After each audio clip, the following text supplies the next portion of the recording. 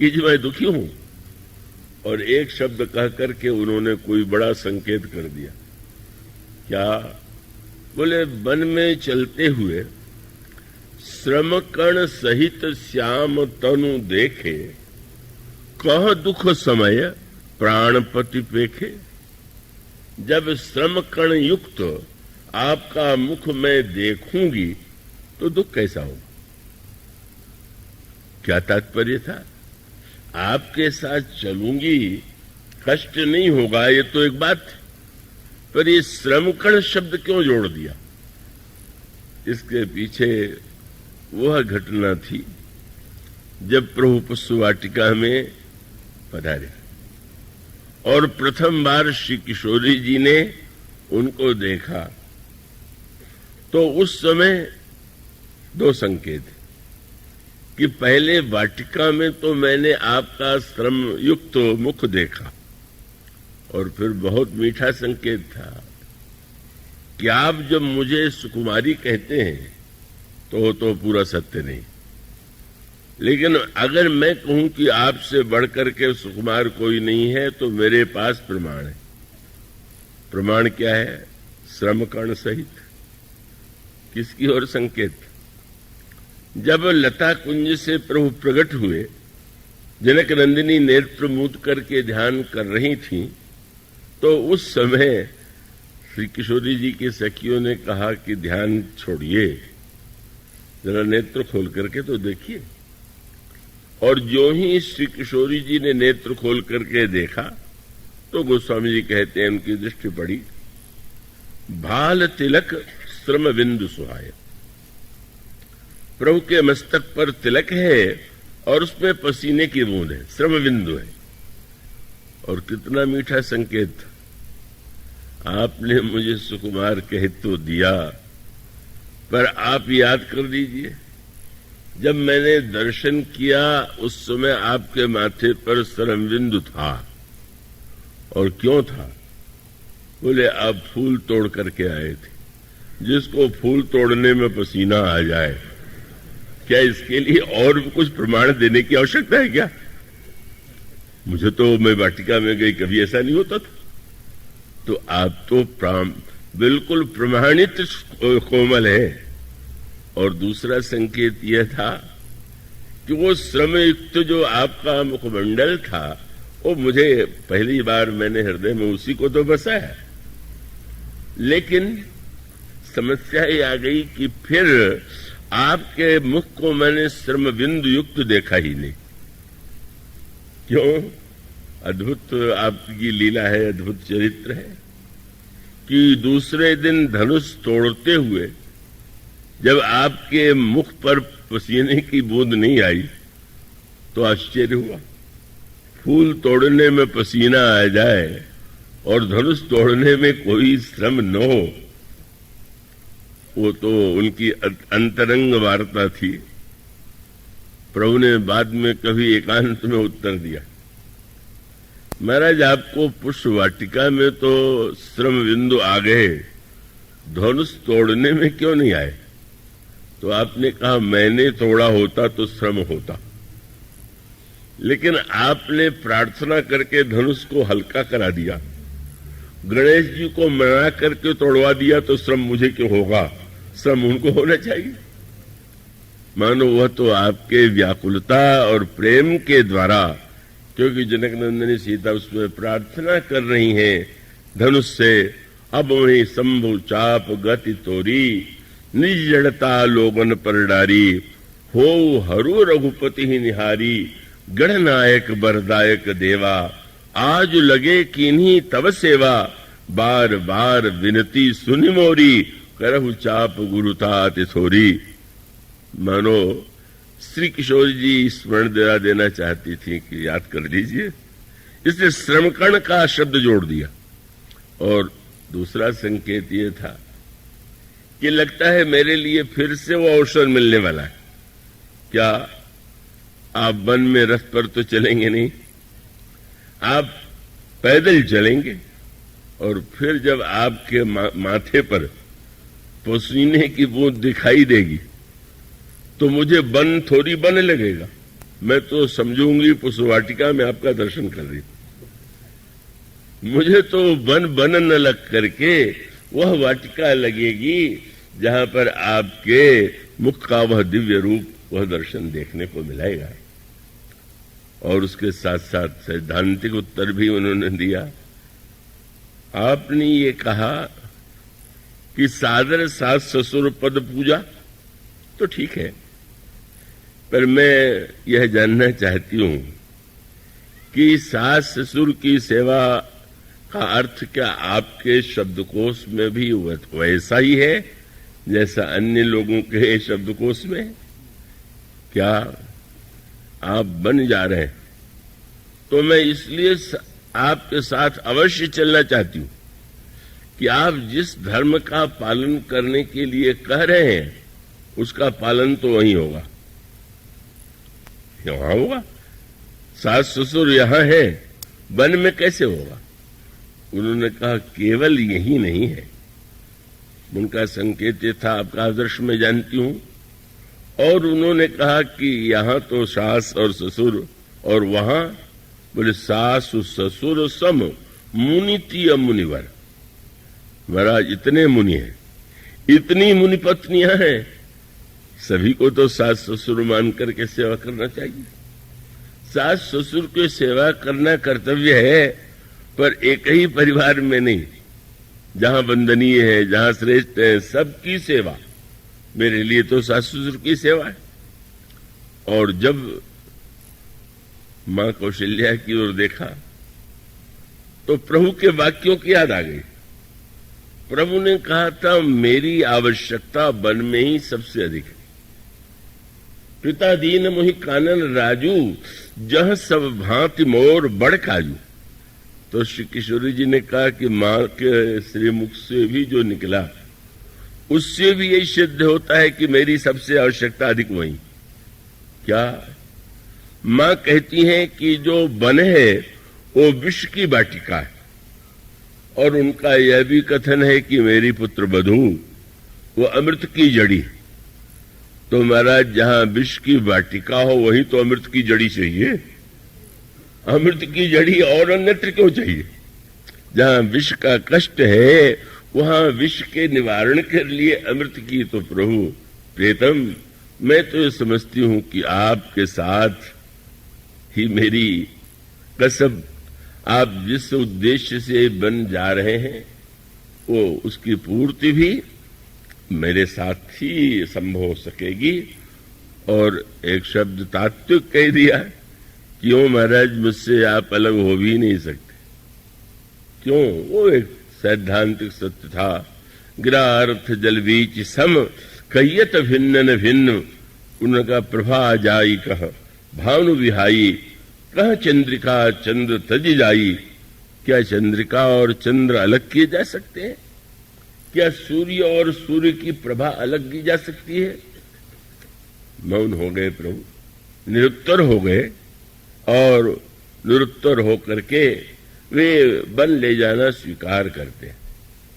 पर प्रभु ने स्पष्ट कह दिया था, तुम अच्छी तरह समझ लो कि तुम यदि मेरे साथ जाओगी तो तुम्हें एक ही वस्तु मिलने वाली है। क्या? जो हठ करहु प्रेम बस बामा, तो तुम दुख पाओ परिणामा। तुम्हें दुख मिलेगा। और वो केवल कविता नहीं थी, सत्य था। जनक नंदिनी ने चित्रकूट में इतना सुख पाया, पर दुख भी उन्होंने कितना झेला, कितनी पीड़ा उन्होंने झेली। पर मानो राम राज्य कब बनता है, राम राज्य का निर्माण कब होता है? और उसका उत्तर यही है कि आप गहराई से विचार करके देखिए तो इस परिवार ने जितना दुख झेला, और इसका अर्थ यह है, जब समुद्र मंथन हुआ तो अमृत पीने की व्यग्रता तो सभी के मन में थी, पर जब विष निकल आया अमृत के स्थान पर तो उलाहना देने लगे भगवान विष्णु को। आपने तो कहा था मंथन से अमृत निकलेगा। तब भगवान शिव ने यही कहा कि अब शंकर जी से कहो वो पी लेंगे विष। शंकर जी से देवताओं ने कहा, शंकर जी ने मुस्कुरा के पूछा, आप लोगों को भेजा किसने है? भगवान विष्णु ने। अच्छा अच्छा, तब तो क्या कहना, उन्होंने भेजा है तो आप लोग जानते नहीं, वो विष होगा ही नहीं। जब कोई व्यक्ति दुख के विष के पीछे प्रभु का हाथ देखता है तो उसको विष विष नहीं लगता, बस उन्होंने उसको पी लिया। अमृत के वितरण में शंकर जी भागीदार नहीं बने, विष पी लिया। इसी प्रकार से रामराज्य की स्थापना के लिए के माध्यम से जो अमृत समाज को मिलना था, उसके लिए कितना दुख प्रभु ने, तत्वतः दुख का लेश भले ही न हो, लेकिन कितना उन्होंने श्रम, कितना दुख, कितनी पीड़ा जनक नंदिनी और उन्होंने झेली। लक्ष्मण जी ने कितना कष्ट उठाया, श्री भरत ने कितनी तपस्या और साधना की। इसका तात्पर्य है कि मानो व्यवहारिक अर्थों में इस परिवार ने सारा दुख का विष स्वयं पी लिया और सुख का अमृत समाज को बांट दिया। इस तरह से मानो यह जो रामराज्य का दर्शन है, प्रभु ने कहा, और श्री किशोरी जी तो निरंतर प्रस्तुत हैं, मुझे तो आपके साथ ही रहना है, हर स्थिति में रहना है। और तब यह जो तीनों की वन यात्रा है, ये रामराज्य की स्थापना का प्रयत्न है, प्रयास है। व्यवहारिक संदर्भ में, व्यवहार के स्तर में, तात्विक अर्थों में तो श्री राम ईश्वर हैं, राज्य तो सब उन्हीं का है, लेकिन व्यवहार में उसके लिए प्रभु का है जो वनगमन है। और वनगमन की जो यात्रा है, उसमें जो सामाजिक परिवर्तन है, सामाजिक क्रांति है, और वह सामाजिक परिवर्तन और सामाजिक क्रांति बड़ी विनम्र की बात है। एक तो परिवर्तन की वह प्रक्रिया जो कानून के द्वारा की जाती है, विधान के द्वारा की जाती है, पर वो तो दिखाई देता है। कानून के द्वारा जो परिवर्तन की प्रक्रिया होती है, वो तो सही होती ही नहीं, हो ही नहीं पाती, क्योंकि वो ऊपर से व्यक्ति को लगता है कि मेरे ऊपर लदा गया। प्रक्रिया तो जब हृदय से का उसके प्रति प्रेरणा प्राप्त हो, तो वो सही अर्थों में स्थिर का प्रेरणा होगी। तो आप देखेंगे कि प्रभु ने कभी, वो तो राजा बन करके भी कानून नहीं बोलते। श्री राम ने तो जब राज पर विराजमान थे तो आपने प्रजा को बुलाया, और उस समय प्रभु ने ये कहा कि मैं आप लोगों के सामने, ये नहीं कि मैं तो राजा हूं, आज्ञा देता हूं, आपको पालन करना पड़ेगा। प्रभु ने यही कहा कि मैं जो कुछ समझता हूं वो आपसे कह रहा हूं, और अगर मेरे वाणी से कोई एक शब्द भी नीति के विरुद्ध लगे, आप यदि संकोच छोड़ करके मुझे रोक देंगे तो मैं प्रसन्न होऊंगा कि आप में कितनी अनुशासन की भावना है। प्रभु ने कहा, जो अनीति कछु भाखो भाई, तो मोहि बरजेहु भय बिसराई। भय छोड़ करके आप मेरी अनीति को रोक देंगे। और आपने कहा कि यह जो कुछ मैंने आपसे कहा है, उसको सुन करके आपको जो लगे ठीक कीजिए। राजा उपदेश नहीं देता, वो आदेश देता है, का उसको बाध्य करता है। पर श्री राम संदेश देते हैं, और उसका अभिप्राय यह है, स्वयं अपने व्यवहार के द्वारा, अपने चरित्र के द्वारा ऐसी एक स्थिति उत्पन्न कर देते हैं कि जिससे सहज रूप से जो सामाजिक मान्यताएं, धारणाएं, जो कमियां हैं, का वो दूर होती हैं, और इसी की संपूर्ति श्री भारत के द्वारा होती है। भगवान श्री राम ने इस वन यात्रा में, अब समय की सीमा 7 दिन, 7 दिन में भी घड़ी बढ़ती चली जा रही, और कथा तो अनंत है, मैं उसे क्या कहूं। पूरी वन यात्रा में भगवान श्री राम का जिन लोगों से मिलन होता है, आप क्या पाते हैं? भगवान राम इस यात्रा में महर्षि भरद्वाज से मिलते हैं, महर्षि वाल्मीकि से मिलते हैं, और इस यात्रा में प्रभु जो है उनका मिलन फिर महर्षि अत्रि से होता है, महर्षि अगस्त्य से होता है। मुनि मंडली ने उनका स्वागत किया, प्रभु ने उनके आश्रमों में जाकर के प्रणाम किया, उन्हें आश्वासन दिया, और उसके साथ साथ इस वन यात्रा में प्रभु का मिलन केवट से होता है। इस वन यात्रा में मिलन प्रभु का सबरी से होता है। इस वन यात्रा में भगवान श्री राम का मिलन गीध से होता है। और वो स्वामी जी विनय पत्रिका में कहते हैं कि 14 वर्ष के बाद जब प्रभु लौट करके आए, किससे किससे आप मिले, कौन कौन व्यक्तियों से आपका परिचय हुआ, तो कुछ लोग सही बताते हैं और अधिकांश लोग उसमें जितना मिला सकते हैं उतना झूठ भी मिला देते हैं, क्योंकि अपना गौरव बढ़ाने के लिए। तो अब ऐसी स्थिति में भगवान श्री राम से जब यह पूछा गया कि आप मिले 14 वर्ष में कितने कितने लोगों से मिले होंगे, उसमें बताइए कैसे मिलन हुआ और उनसे आपकी क्या बात हुई। तो प्रभु कह सकते थे, मैं महर्षि भरद्वाज के आश्रम में गया, उन्होंने स्तुति किया, उन्होंने सत्कार किया, कंदमूल फल अर्पित किए, वाल्मीकि जी ने भी मेरे लिए मेरी प्रशंसा में जग पेखन तुम देखन हारे ऐसे वाक्य कहे, अत्रि जी ने नमामि भक्त वत्सलम कह करके मेरी वंदना किया, अगस्त्य तो कहते रहे कि आप तो काल के भी काल हैं, पर प्रभु ने एक भी संस्मरण किसी भी मित्र को कभी नहीं सुनाया। आश्चर्य था। मित्र कहते थे कुछ 14 वर्ष में आप कुछ लोगों से तो मिले होंगे, तो प्रभु कहते थे हाँ 2 व्यक्तियों से भेंट हुई थी, जिनसे ये गोस्वामी जी का वाक्य है। मेरे पत्रिका में कहते मिली मुनि वृंद चलत दंडक बन सो चर्चौ न चलाई। कभी चर्चा नहीं करते। चर्चा किसकी करते हैं? बोले 12 गीध सबरी की वर्णत प्रीत सुहाई।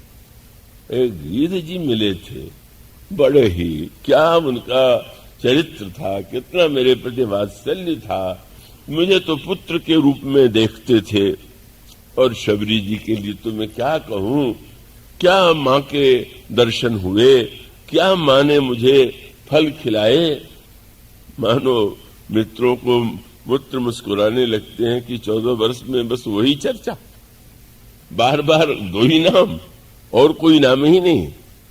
मानो यह प्रभु का जो व्यवहार है, मुनियों की पूजा करते हैं, मुनियों को सम्मान देते हैं और प्रभु उनकी मर्यादा की रक्षा करते हैं, लेकिन जो स्वभाव एक नया जो उन्होंने अपना रूप, वही राम राज्य का दर्शन है।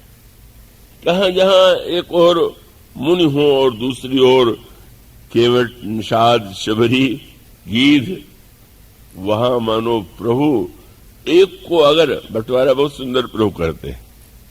प्रभु के पास दोनों वस्तु है, आदर है और प्रेम है। आदर मुनियों को दे देते हैं, प्रेम इन लोगों को दे देते हैं। मानो प्रभु जो है, जो जिसका पात्र है उसको वह दे करके संतुष्ट करते हैं। ये नहीं कि मुनियों का निषेध करके मुनियों को नीचा दिखा करके वो सम्मान देते हो। मुनियों की पूरी महिमा, पूरा उनका समादर करते हुए भी जो भगवान श्री राम एक दिव्य विलक्षण क्रांति मानसिक रूप से करते हैं, यही मानो भविष्य की भूमिका बनने वाली थी। लेकिन प्रभु ने जो विचार किए उसको सही साकार रूप श्री भरत ने दिया। क्यों? समस्या ये होती है और वो कभी कभी देखने को भी मिलता है कि जिन लोगों की धारणा कुछ अत्यधिक किसी वस्तु में गहराई से जुड़ी हुई होती है, वो उससे भिन्न स्थिति को स्वीकार नहीं करना चाहते। अब अगर श्री राम के चरित्र में ऐसे प्रसंग आवे तो उनके पास उसके लिए श्लोक है, न देवचरितम चरित, देवताओं के चरित्र का अनुकरण नहीं करना चाहिए। श्री राम ने किया तो वो श्री राम का चरित्र तो वंदनीय है, वो साधारण मनुष्य वैसा कैसे कर सकता है। और इसका विचित्र दृष्टांत तब मिला था जब एक बहुत ही बड़े विद्वान साधु, जो स्वयं अपने आप में बड़े आस्थावान थे, अपनी धारणाओं को इतना बद्ध परिकर थे कि एक बार जब किसी ने यह कह दिया कि स्पृश्य में भगवान राम ने तो केवट को हृदय से लगाया, पास में बैठाया, तो क्या ये शास्त्र के अनुकूल था? तो उसको उन्होंने जो रूप दिया, उससे लगता है कि किस तरह से जब हमारे हृदय में कोई बात बैठी होती है तो हम उसके समर्थन में तर्क ढूंढते हैं। उनका ठीक है, श्री राम ने निषाद को हृदय से लगाया, इसमें मुझे आपत्ति नहीं है, पर बाद में नहा लिया होगा। अब श्री राम को नहलाना जो है उनके संस्कार की लाचारी, वो बेचारे नहीं, उनका कोई दोष नहीं है, उतना गहराई से उनके मन में बात बैठी हुई है कि वो यही मानेंगे कि नहीं क्या हुआ, स्नान करके फिर पवित्र हो गए होंगे। मानो निषाद की स्पर्श से अपवित्रता आई होगी और श्री स्वयं आपने स्नान करके वो पवित्रता पाई होगी। यह केवल संस्कार की धारणा। अब आप देखेंगे कि श्री राम ने जो कुछ किया उसको वास्तविक अर्थ जो है, वास्तविक समाज में जो परिवर्तन है वो श्री भरत के द्वारा होता है। संक्षेप में ही सारी बातें सूत्र के रूप में ही कही जा सकती हैं।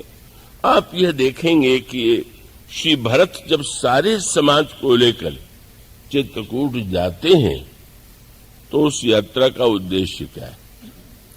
भगवान श्री राम की यात्रा पहले अयोध्या से चित्रकूट, चित्रकूट से दंडकारण्य, दंडकारण्य से लंका, लंका से अयोध्या, और श्री भरत की यात्रा अयोध्या से चित्रकूट, चित्रकूट से फिर अयोध्या। इस यात्रा का एक आध्यात्मिक साधनात्मक क्रम है। इसी रूप में ही वस्तुतः राम राज्य की स्थापना उस युग में संपन्न हुई थी। और उसके लिए गोस्वामी जी ने बड़े काव्य के रूप में भी, दार्शनिक रूप में भी कुछ सूत्र दिए। मैं आशा करता हूं कि आप उसको थोड़ा शुष्क होने पर भी उसे पूरी एकाग्रता से सुनेंगे। गोस्वामी जी एक तो भावनात्मक बात कहते हैं कि भाई श्री भरत श्री राम के पीछे गए, तो यूं भी उसकी व्याख्या की जा सकती है कि जैसे कोई श्रेष्ठ हो तो उसके पीछे पीछे हम चलते हैं। भगवान श्री राम के पीछे श्री भरत चले, यह स्वाभाविक है। पर गोस्वामी जी इसको दूसरा ही रूप दे देते हैं। क्या कि जैसे कोई महापुरुष आने वाला हो, संत आने वाला हो, विशिष्ट व्यक्ति आने वाला हो तो प्रचार किया जाता है, वो महापुरुष आ रहे हैं, संत आ रहे हैं, वो विद्वान आ रहे हैं, आप लोग अधिक से अधिक संख्या में उनसे लाभ लीजिए। भगवान राम आगे आगे क्यों गए? प्रचार करते चल रहे थे कि जो संत है वो बाद में आ रहा है, आप लोग उससे लाभ लीजिएगा। श्री भरत के आगे आगे जैसा प्रचार प्रभु ने श्री भरत का किया, बस एक ही कार्य, पूरी यात्रा में भरत का ही प्रचार कर रहे हैं।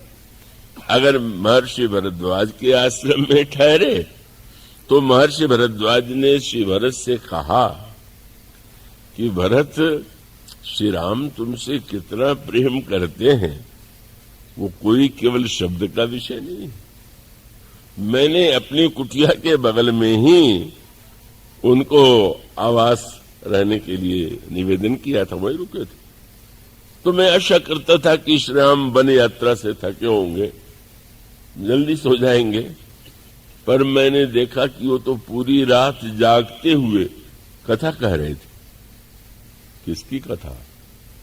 श्री भरत से महर्षि भरद्वाज कहते हैं। तब मुझे पता चला कि लखन राम सीतहि अति प्रीति, निसी सब तुम ही सराहत भी थी। केवल रात्रि भर तुम्हारा ही गुण गाते रहे। क्यों?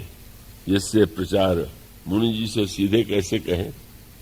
जब कथा सुनेंगे कि राम कथा कह रहे हैं तो महर्षि भरद्वाज चकित हो गए और श्री भरत से मिलने के बाद उन्होंने कहा कि भरत, आज मैंने अनुभव किया, मैंने श्री राम लक्ष्मण सीता के दर्शन के बाद यह मान लिया था कि अब कुछ पाना शेष नहीं, पर अब मैं ये समझ गया कि सब साधन कर सुफल सुहावा, लखन राम से दर्शन पावा।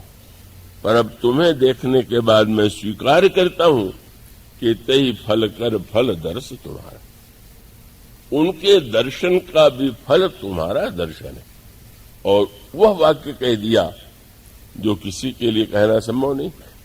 तीर्थराज प्रयाग में जाकर के यात्री धन्य होता है, पर महर्षि भरद्वाज कहते हैं, भरत, तुम्हारे आगमन से प्रयाग धन्य हो गया, प्रयाग बन गया। श्री भरत से उन्होंने यही कहा कि तेही फल कर फल दर्श तुम्हारा, सहित प्रयाग सुभाग हमारा। मेरा भाग्य है, इस तीर्थ का सौभाग्य है कि जो तुम्हारा आगमन हुआ। और वही संध्या केवट ने भी यही कहा श्री भरत से, उस दिन मैंने कुछ सैया बिछा दिया सिंशुपा वृक्ष के नीचे, लेकिन कही रात पुनि पुनि करत प्रभु सादर सराहन राउरी। जहां जाते हैं दिन में कथा, रात में कथा, श्री भरत का प्रचार। क्या है तात्पर्य? अब उसके अंतरंग अर्थ पर दृष्टि डालें। वस्तुतः समस्या यह नहीं है कि क्या अच्छा है, क्या होना चाहिए। समस्या यह है कि सब कुछ जानते हुए भी वह जीवन में क्यों नहीं होता।